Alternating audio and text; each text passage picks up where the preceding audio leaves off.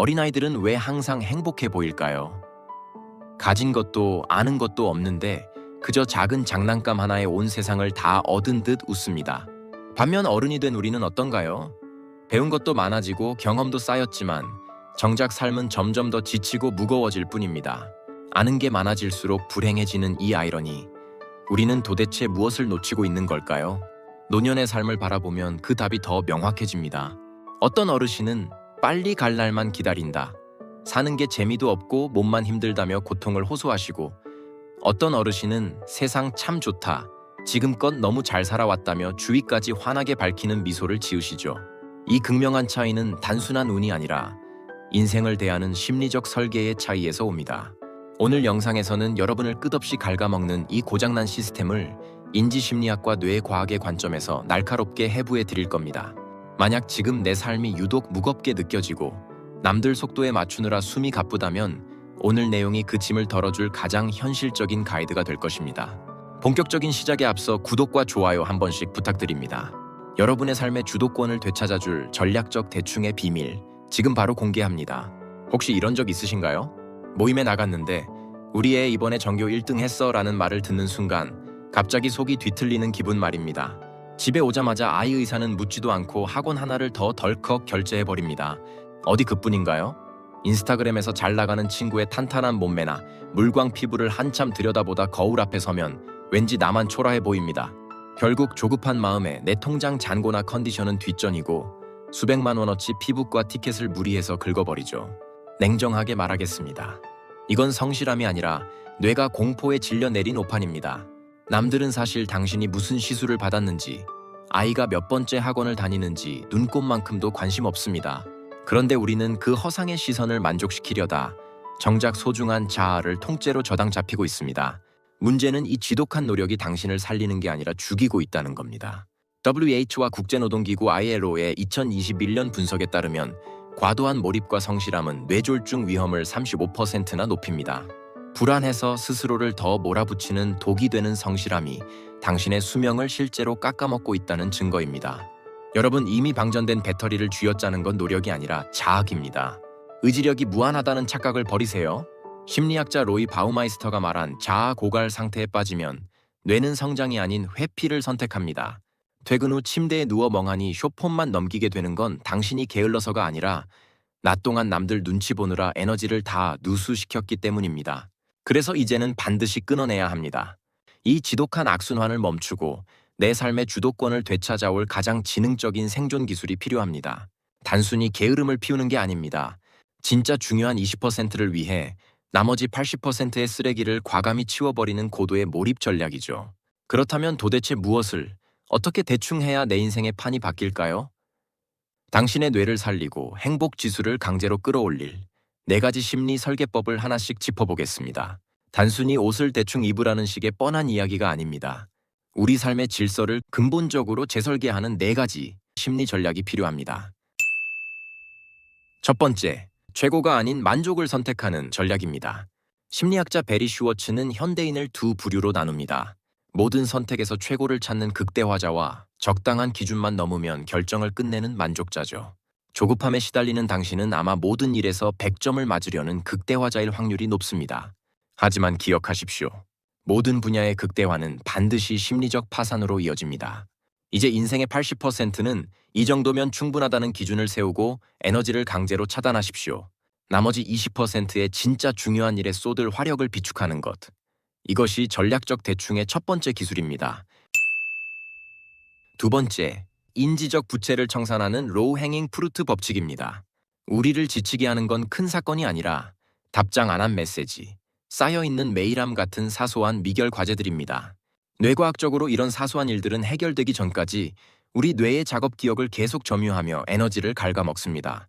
전략적으로 대충 사는 사람들은 이런 사소한 일에 완벽을 기하지 않습니다. 1분 안에 끝낼 수 있는 일은 대충, 즉시 처리해서 뇌의 용량을 확보합니다. 완벽한 답장을 고민하느라 3일을 끄는 것보다 부족하더라도 지금 바로 보내는 것이 뇌 건강에는 훨씬 이득입니다. 세 번째, 감정의 에너지 누수를 막는 심리적 거리두기입니다. 우리는 타인의 시선과 평가에 너무 많은 공을 들입니다. 누군가의 무심한 한마디를 밤새 곱씹으며 완벽한 반박을 준비하곤 하죠. 하지만 전략적 대충의 핵심은 나와 상관없는 사람의 평가를 대충 흘려듣는 것입니다. 심리학에서는 이를 선택적 무관심이라 부릅니다. 모든 사람에게 좋은 사람이 되려는 강박을 내려놓으십시오. 당신의 에너지는 한정판 자산입니다. 가치 없는 곳에 투자된 에너지는 결코 수익으로 돌아오지 않습니다. 넷째, 시뮬레이션 과부하를 멈추고 현장의 불확실성을 상수로 받아들이는 것입니다.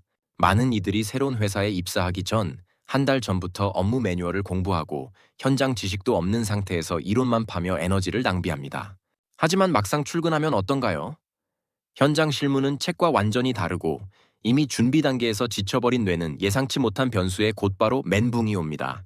결국 입사 일주일 만에 퇴사를 고민하는 악순환이 반복되죠. 결혼이나 육아도 마찬가지입니다.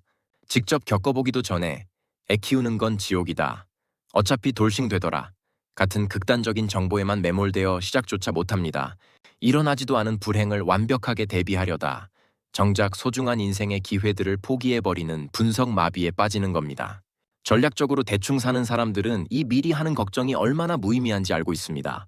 이들은 완벽하게 준비해서 뛰어드는 게 아니라 일단 부딪히고 현장에서 수정한다는 원칙을 가집니다. 실패는 당신이 게을러서 오는 게 아니라 삶이라는 시스템에 내장된 기본 사양일 뿐입니다. 완벽한 시나리오를 짜느라 진을 빼지 마십시오. 대신 어떻게 하면 잘할까가 아닌 어떻게 하면 가장 가볍게 시작할까에 집중하십시오. 그 가벼움이 당신을 끝까지 가게 만드는 가장 강력한 무기가 될 것입니다. 이 네 가지 기준이 없으면 하루 종일 바쁘게 움직여도 인생을 바꿀 결정적인 순간에는 아무런 화력도 낼 수 없습니다. 퇴근 후 현관문을 열면 몸은 분명 집에 왔는데 머릿속은 여전히 낮에 했던 업무나 타인의 말들로 가득 차 있지 않나요? 미네소타 대학교의 소피 르루아 교수는 이를 주의 잔류물이라 부릅니다. 이전 작업에 머물러 있는 뇌의 일부가 다음 작업으로 넘어가는 것을 방해하는 현상이죠. 문제는 우리가 퇴근 후에도 완벽한 부모, 자기 개발하는 직장인이라는 새로운 역할을 수행하려 애쓴다는 점입니다. 뇌에 남은 잔류물도 치우지 못한 채 또 다른 에너지를 쏟아붓는 것. 이건 성실함이 아니라 인지적 과부하를 자초하는 설계의 오류입니다. 그래서 전략적 대충이 필요합니다. 퇴근 후에 루틴을 완벽하게 짜려 하지 마십시오. 오히려 뇌가 잔류물을 털어낼 수 있도록 의도적인 빈틈을 만드세요. 씻고 나와서 멍하니 있는 10분이 억지로 책상 앞에 앉아 1시간을 버티는 것보다 당신의 내일을 훨씬 더 강력하게 만듭니다. 우리는 왜 그토록 숨가쁘게 살까요? 사실 솔직해집시다. 타인에게 멋져 보이고 싶어서 최소한 남들 하는 만큼은 해야 아쉬운 소리 안 듣는다는 그 인정 욕구 때문 아닌가요? 부모로서, 자식으로서, 친구로서 모든 관계를 완벽하게 돌보려는 그 마음은 귀하지만 기억하십시오. 인간의 에너지는 무한 리필되는 공짜 자원이 아닙니다. 교과서에 적힌 정답처럼 살기 위해 스스로를 채찍질하는 동안 정작 당신이라는 사람은 서서히 말라 죽어가고 있습니다. 이제 전략적 대충을 통해 당신의 행복 지수를 강제로 높여야 합니다. 때로는 몸에 안 좋다는 라면 한 그릇을 죄책감 없이 끓여 드셔보세요. 완벽한 영양식단보다 지금 당장 내 입이 원하는 소박한 즐거움이 당신의 정신을 살릴 때가 있습니다. 남들 눈치 보느라 억지로 나갔던 모임 대신 오직 나만을 위한 1시간을 확보하십시오. 대충 산다는 것은 삶을 포기하는 게 아니라 내 본능이 보내는 신의 귀를 기울이는 것입니다. 모든 파도를 다 맞으려 하지 마십시오. 내가 감당할 수 없는 파도는 그냥 흘려보내도 인생은 무너지지 않습니다. 오히려 그 틈에서 진짜 당신의 모습이 보이기 시작할 겁니다. 그 작은 포기가 당신을 진정한 행복으로 안내하는 첫걸음이 될 것입니다. 혹시 오늘 이야기 중 하나라도 마음에 남았다면 좋아요 한번 눌러주시고 여러분을 가장 지치게 만들었던 기준이 무엇이었는지 댓글로 남겨보십시오. 그 기준을 내려놓는 순간 생각보다 많은 것들이 훨씬 가볍게 풀리기 시작할 겁니다.